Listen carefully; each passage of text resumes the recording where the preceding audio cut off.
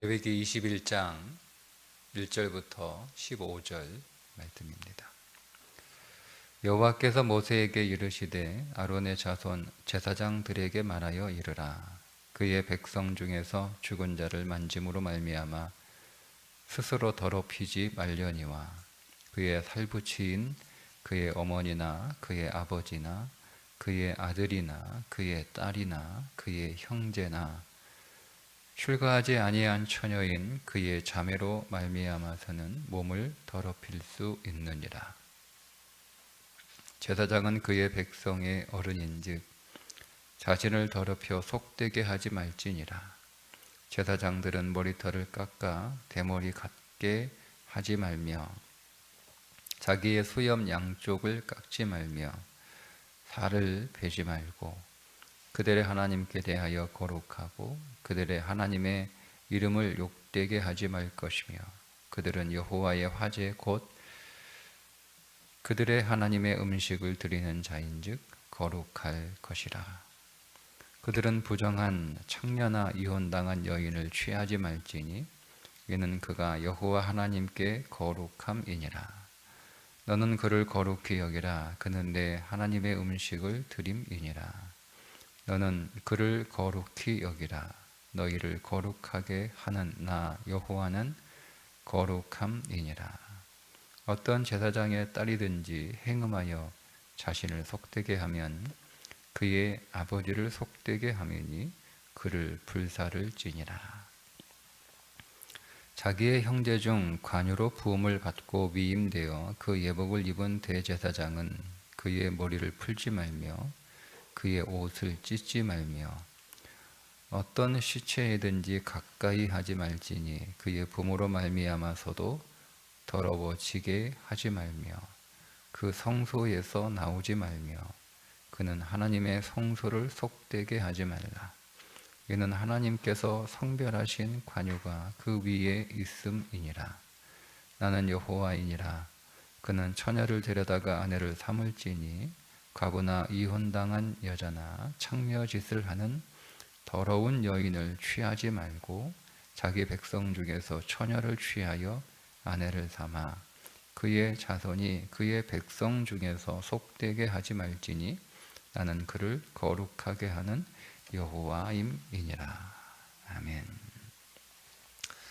제사장과 대제사장에게 요구되는 성별에 관한 말씀인데 이런 말씀을 좀 자세히 들여다보시면 일반 백성들에게 요구되는 성결의 수준과 제사장의 성결의 수준이 다르고 제사장보다 대제사장에게 요구되는 성결의 수준은 더 엄격했습니다.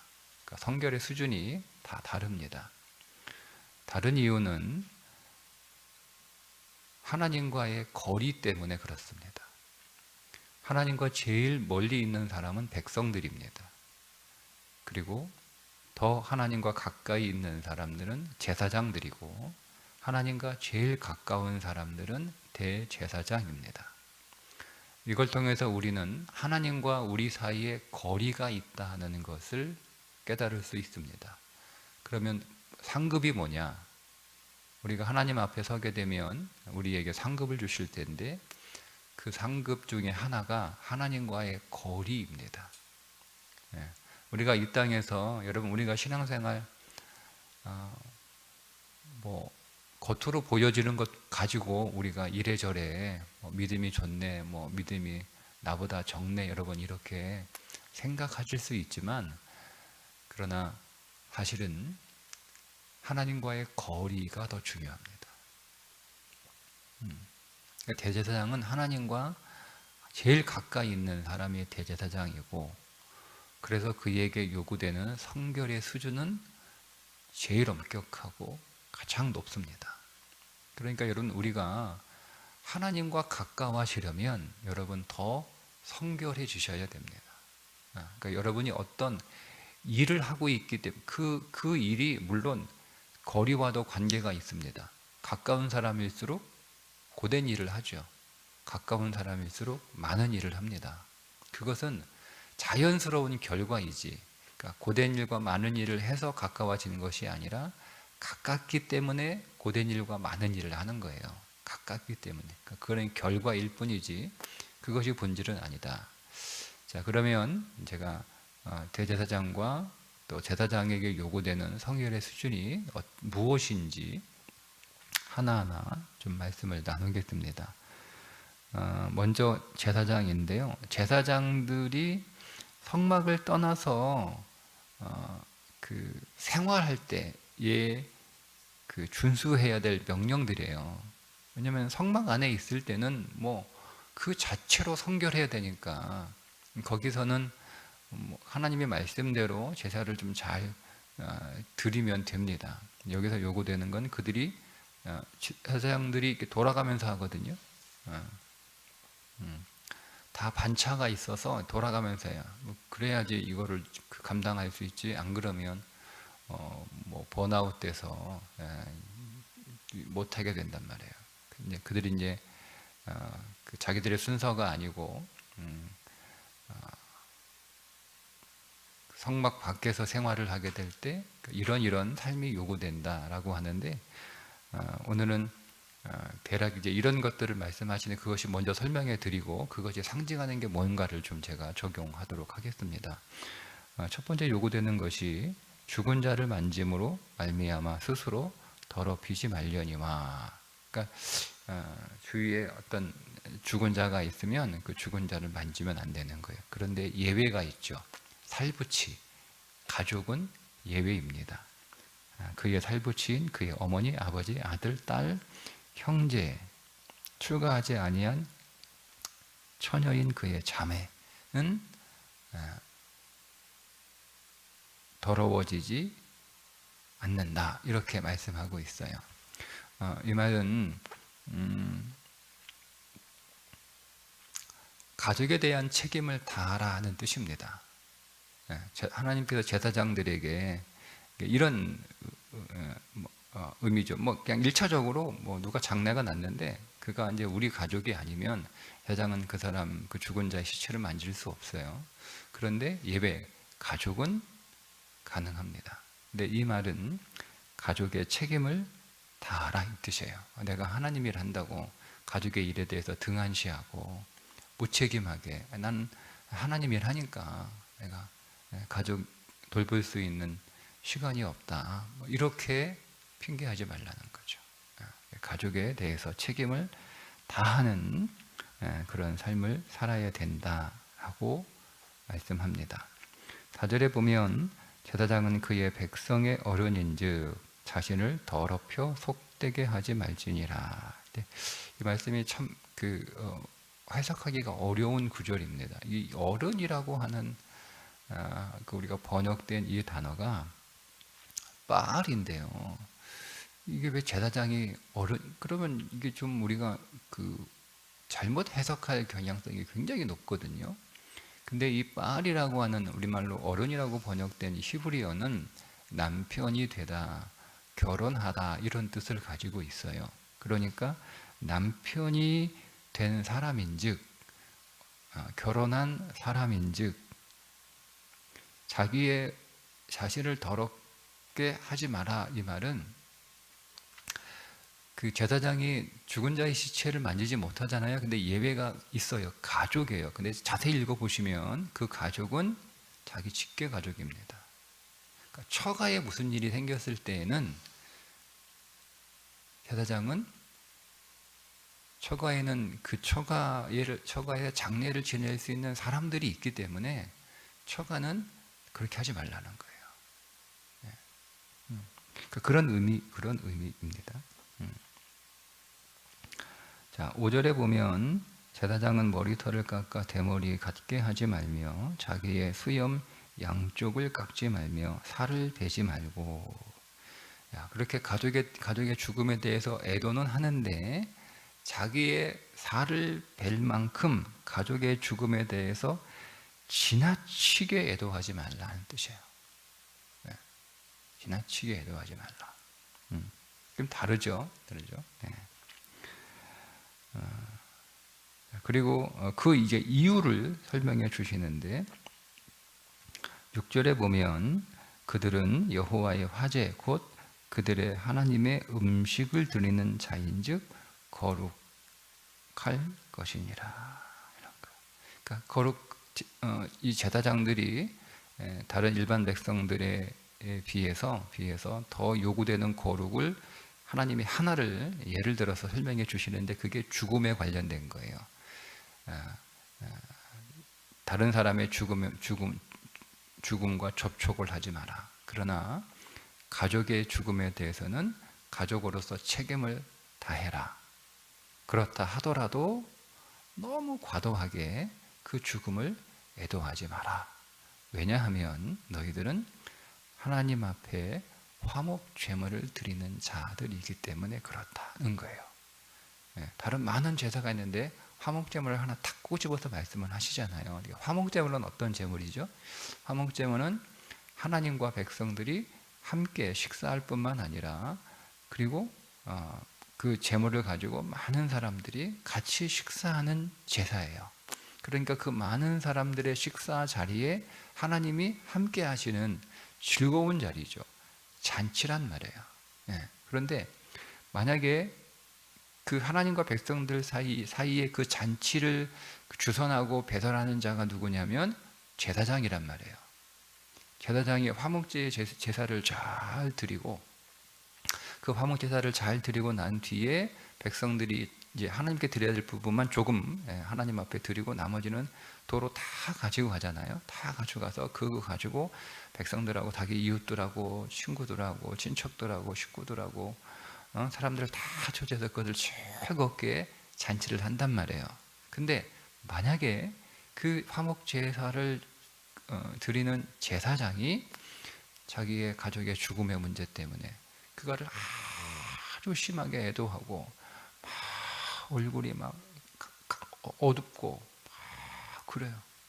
그래서 화목 제사를 드리면 그 제사를 드리는 백성이 와가지고 하나님하고 화목하고 사람들하고 화목하기 위해서 즐거운 잔치를 하기 위해서 막 이렇게 나왔는데, 제사장이 자기 가족 가운데 누군가 죽어서 그것 때문에 막 계속 애도하고 있는 거예요. 이미 오래전에 장례했는데 아직까지 계속 한 달, 두 달 지났는데 막 계속 막 얼굴에 막 슬픔이 막 가득하고 막 어둡고, 그러면 그 잔치에 흥이 깨지는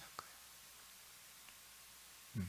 그래서 너희들은 다른 사람의 죽음에 관해서는 관여하지 말고, 그러나 가족의 죽음에 대해서는 책임을 다하되 과도하게 애도하지 마라.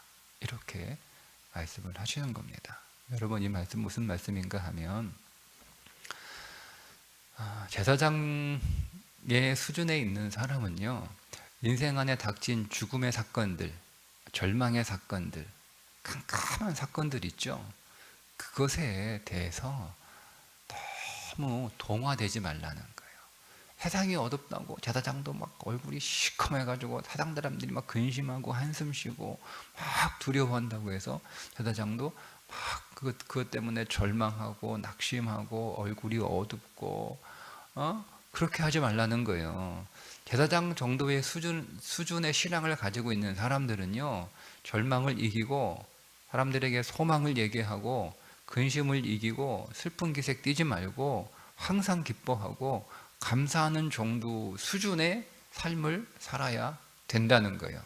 그게 하나님과 제사장 수준의 거리를 갖고 있는 사람의 삶이라는 거죠.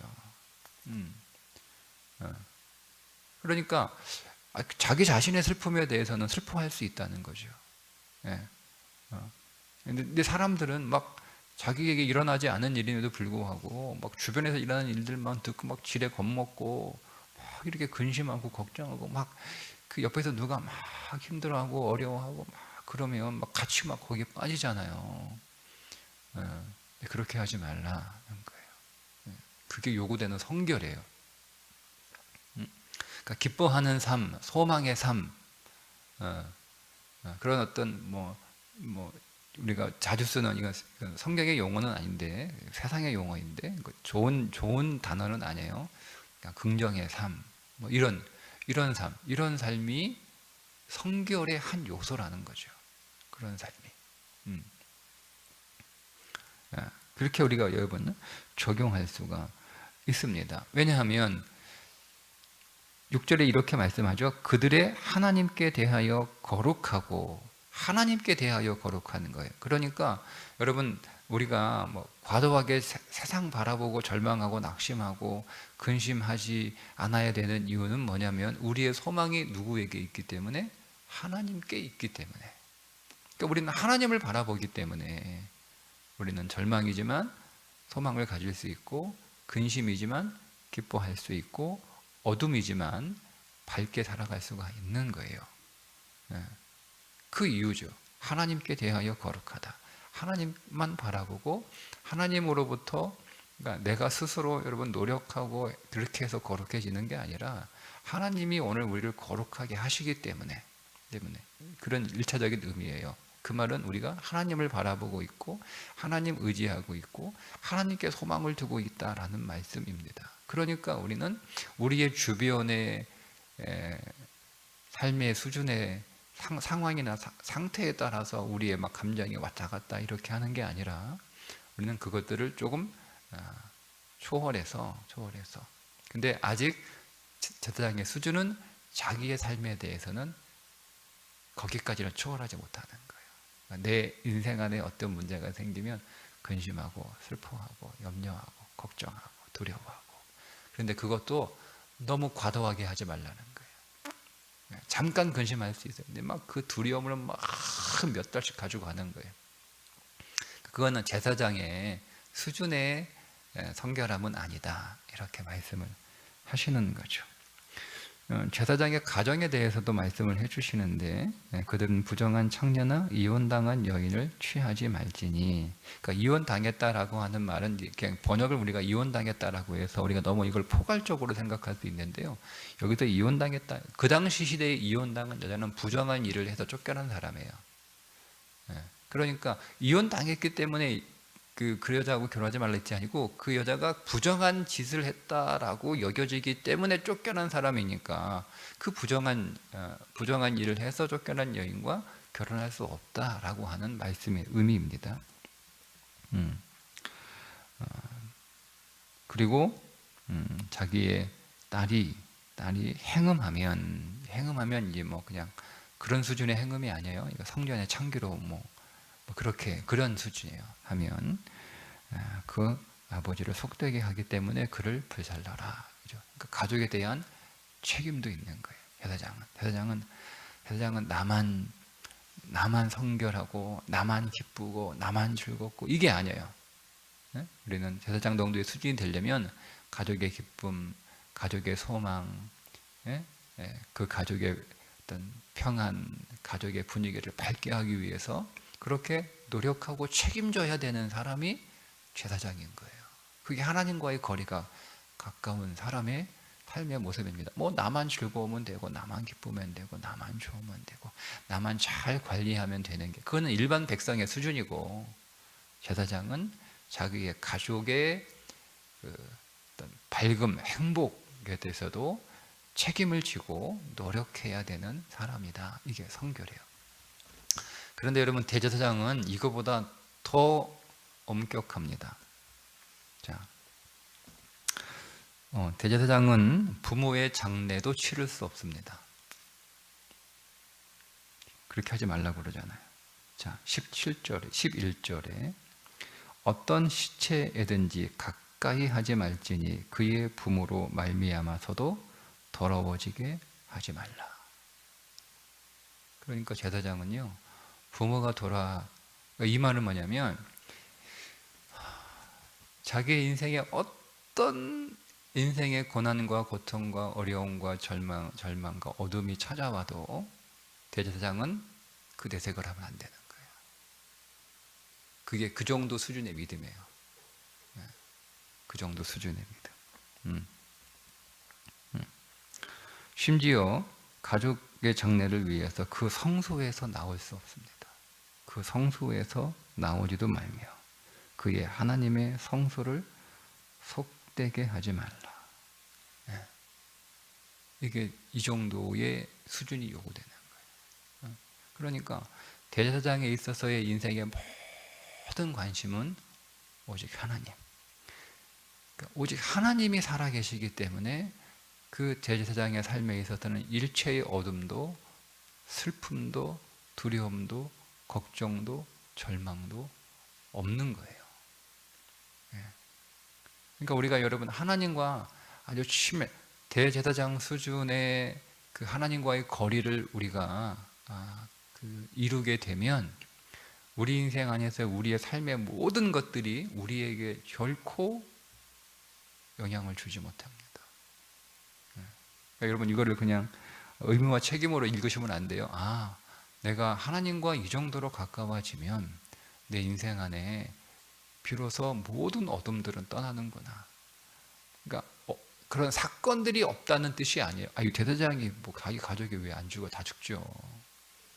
그런 사건이 없다는 뜻이 아니에요. 그런 사건이 자기의 인생 안에 어떤 기쁨이나 행복을 침해하지 못하는 거예요. 어느 정도까지? 가족이, 아버지가 장례가 나도 그것 때문에. 보세요. 10절에 자기 형제 중 관유를 부음을 받고 위임되어 그 예복을 입은 대제사장은 그의 머리를 풀지 말며 그의 옷을 찢지 말며. 그러니까 항상 대제사장은 그의 인생 안에 어떤 사건이 일어나든 그 사건과 상관없이 아름답고 밝고 빛나는 그 옷을 잘 입고 있는 거예요. 그러니까 대제사장은 항상 사람들이 보기에 제사장의 삶이나 제사장의 삶이 백성들과 하나님과의 그 거리에 영향을 주기 때문에 그렇습니다. 물론 그거 때문에 막 이렇게 억지로 막 이렇게 그건 외식하는 사람들이고요. 뭐 억지로 막 머리 단장하고. 여러분 그래서 성경에 보면 금식할 때 금식하는 표를 내지 마라 이렇게 말씀하시잖아요. 금식하면 머리도 더 단정하고 얼굴도 더 깨끗하고 이렇게 더 밝아야 되고 얼굴이 왜 이렇게 휑해? 내가 금식해. 그렇게 하지 말라고 하잖아요. 그죠? 네. 왜 금식은 뭐죠? 금식은 세상과 단절하고 하나님과 더 가까워지는 게 금식이에요. 그게 금식이지. 그러니까 그의 머리는 더 윤기가 나야 되고 그의 얼굴은 더 밝아야 되고 그의 차림은 더 아름다워야 되거든요. 왜? 하나님하고 내가 지금 더 가까워지고 있으니까. 하나님과 더 가까워지는 시간을 내가 갖고 있고 세상과는 단절했잖아요. 세상은 가까울수록 근심이 커져요. 세상은 가까울수록 염려가 더 많아져요. 한번 여러분 해보세요. 세상하고 멀어질수록 근심이 줄어듭니다. 세상하고 멀어질수록 걱정거리가 사라져요. 근데 우리가 세상 안으로 더 들어가고 우리가 세상을 더 많이 소유할수록 우리는 걱정거리, 근심, 어둠이 훨씬 더 많아집니다. 근데 그거를 금식하겠다는 거예요. 금식이 밥을 굶는 게 아니에요. 그 세상을 금식하는 거예요. 그러니까 내가 세상에서 더 멀어지니까 내 안에 세상하고 가까울 때 갖게 됐던 근심이나 걱정이나 두려움이나 이런 슬픔들은 당연히 더 줄어들겠죠. 그러니까 여러분들이 막 그렇잖아요. 이런 거 똑같은 거예요. 여러분들이 이제 휴가를 받아가지고 저 멀리 해외로 여행을 갔어요. 내가 살고 있는 대구하고도 멀어졌고 거리적으로 또 내가 일하고 있는 직장과도 멀어졌어요. 그럼 어때요? 스트레스 덜 받죠. 더 웃죠. 더 재밌죠. 더 박죠. 그죠? 막 저기 막 지금 신나게 막 해외여행 막 잘 먹고 막 보고 즐겁게 지내고 있는데 막 누가 이렇게 금심하니까 집에 오면 좋았던 거 다 잊어버리고 다시 돌아오면 다시 이제 힘들어지는 거잖아요. 그게 금식이에요. 금식은 세상하고 멀어지는 거예요. 그러니까 당연히 얼굴이 더 밝아져요. 그런데 세상하고 멀어질 뿐만 아니라 하나님하고 더 가까워지는 거이 금식이잖아요. 세상하고 잠시 멀어지는 건, 세상하고만 멀어지는 건 그냥 굶는 거예요. 굶는 거. 근데 하나님하고 더 가까워지는 게 금식이니까, 그러니까 내가 하나님하고 더 가까워지니까 더 밝고, 더 기쁘고, 더 화나고, 더 행복하고, 더 웃고, 이거 당연한 거 아니에요? 예? 그게 금식이라면, 그래서 그렇게 명령을 하신 거예요. 그럼 똑같은 거죠. 대제사장은 세상에 대해서 일체 금식하는 사람이에요. 세상을 완전히 떠난 사람이에요. 대제사장의 수준의 삶은. 그리고 하나님하고 너무 친밀해. 유일하게 하나님의 임재 안에 들어가 있는 사람이잖아요. 대제사장은 가장 가까운 사람이에요. 성소 안으로 아무도 못 들어가. 대제사장만 들어갑니다. 지성소는 말할 것도 없고. 그러니까 하나님하고 제일 가까운 사람이에요. 제일 가까우니까 그에게는 일체의 죽음도, 일체의 어둠도, 일체의 근심도, 일체의 두려움도, 일체의 걱정도 있어서는 안 되는 거예요. 만약 그게 있다라고 하면 그는 사무적으로 그 안에 들어가는 거예요. 사무적으로. 그죠? 일하러 들어가는 거예요. 하나님의 임재 안으로, 생명으로 하나님의 임재 안으로 들어가는 게 아니라 내가 대제사장의 일을 하기 위해서 성소 안으로 들어가는 거죠. 그걸 외식이라고 하는 거예요. 일로 하는 거예요. 일로. 제사장들도 그 성전의 그 봉사가 일이 되면 그렇지 않은 거죠. 그죠? 그걸 외식이라고 하는 거예요. 외식. 예. 그게 일이 아니라 하나님하고 더 가까워지는, 하나님께서 주신 복이라는 거죠. 그러니까 다른 사람들은 저 바깥 세상에서 얼마나 좋아요. 잘 먹고 잘 자고 잘 놀고 하잖아요. 그거에 부러우면 안 되는 거예요. 난 여기서 뭐 하나? 그럼 회개해야 되는 거예요. 나는 지금 그들이 먹는 즐거움, 그들이 노는 즐거움, 그들이 누리는 그 모든 세상의 그것과는 비교할 수 없는 더 좋은 하나님에게서 누리는, 이걸 누리고 있으니까 내가 성막 안에서 거기에 못 나가고 안에서 생활하는 것이 더 기뻐하죠. 근데 그렇잖아요. 그게 일인 거예요. 신앙을 그렇게 일처럼 신앙생활하는 성도들이 있단 말이에요. 그걸 외식이라고 부르는 거예요. 외식으로. 근데 대제사장은 거기를 이 성소 안으로, 지성소 안으로 그냥 일 때문에 들어가. 일 때문에 맡겨주셨으니까 그냥 하나님께서 그냥 그거 거절도 못하고 그냥 거절했다가는 뭐 죽을지 모르니까 그래서 하긴 하는데 그걸 일로 하는 거예요. 일로. 그게 신앙의 수준인 거예요. 그게 하나님과의 거리예요. 내가 신앙생활을 하고 교회를 섬기고 그리스도는 이 땅을 살아가는 것이 의무와 숙제, 일이 되어버리면 그건 그냥 외식하는 사람이야. 그게 일이 아니고 내가 하나님을 더 누리고 하나님을 더 경험하고 하나님의 생명으로 더 채워지고 그 그리스도가 내 인생의 보배니까 그것이 내가 너무 좋은 거죠. 그 세상을 내가 누리지 못해도 괜찮다, 상관없다. 왜? 나는 더 좋은 걸 누리니까. 그러니까 세상에 있는 것들이 내게 없어도 나는 슬프지 않고 두렵지 않고 근심도 없고 기뻐하는 거죠. 이 수준의 삶으로 나아가라는 거예요. 근데 제사장은 가족에 대한 책임이 더 무겁습니다. 반드시 처녀를 아내로 삼아야 됩니다. 그 이유가 뭘까? 그게 자손 때문에 그렇습니다. 자손 때문에. 15절에 그의 자손이 그의 백성 중에서 속되게 하지 말지니라. 자손이에요. 그의 아들이 아니에요. 그의 자녀가 아니에요.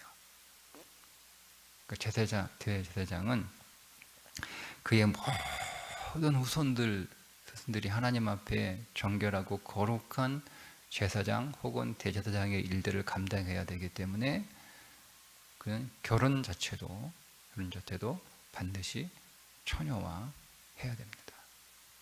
다른 거예요. 그러니까 하나님과 여러분 가까워지는 것이 여러분 그렇게 생각하는 것처럼 낭만적인 게 아니에요.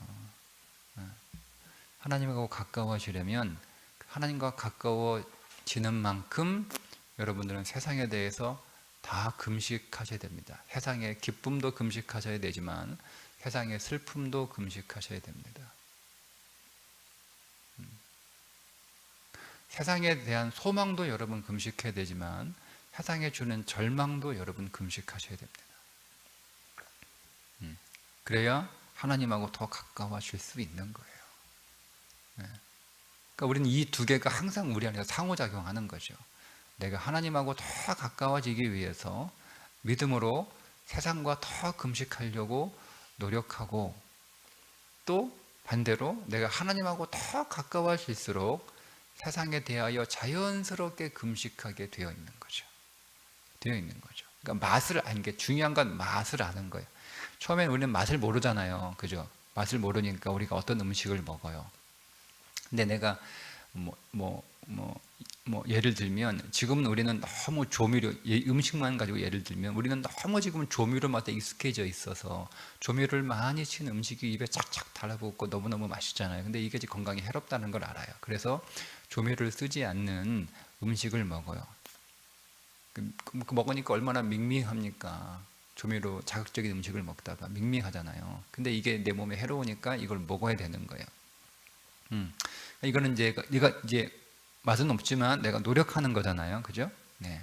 근데 이렇게 먹다 보면 조미료가 가미되어 있지 않은 아주 천연 이렇게 순수한 그런 어떤 좀 그게 싱겁기도 하고 밍밍하기도 하고 이게 무슨 맛인지도 모르겠고 이렇게 먹지만 그래도 내가 건강을 위해서 막 노력해서 이거를 계속 먹다 보면 음식 본연의 맛을 알아요. 음식 본연의 맛을 알아요. 그러니까 그때부터는 이게 처음에 힘들었는데 계속 먹다 보니까 너무 맛있는 거예요. 음식 재료 하나하나에 가지고 있는 맛들을 내가 맛보니까 이게 조미료에 의해서 감춰진 그런 맛을 못 보다가 그 조미료가 탁 걷어내니까 그 음식의 맛을 처음에는 되게 생소하니까 모르다가 그 음식의 맛을 탁 가면 정말 맛있잖아요. 그죠? 정말 맛있잖아요. 그 다음부터는 조미료 친 음식을 못 먹어요. 못 먹어요. 그러니까 이게 항상 상호작용이에요. 우리가 처음에는 하나님과 더 가까워지기 위해서 우리가 억지로 금식하는 것들이 반드시 있어야 되는 거예요. 그러니까 신앙생활 이 두 개가 계속 왔다 갔다 해야 되는 거죠. 억지로 금식하고 세상의 절망에 대해 세상의 소망, 기쁨에 대해서 금식하는 삶은 이게 힘들죠. 그게 얼마나 일종의 조미료란 말이에요. 이 조미료를 걷어내야 되는데 그게 걷어내니까 하나님 안에서 살아가는 이 삶은 좀 재미도 없고 건조하고 밍밍하고 맛도 없고 싱겁기도 하고 그렇단 말이에요. 그런데 하나님 가까워지는 그 맛을 여러분들이 맛보셔야 됩니다. 맛보게 되면 맛있는 거예요. 예배가 이렇게 맛있구나. 기도가 이렇게 맛있구나. 예? 이렇게 맛있구나.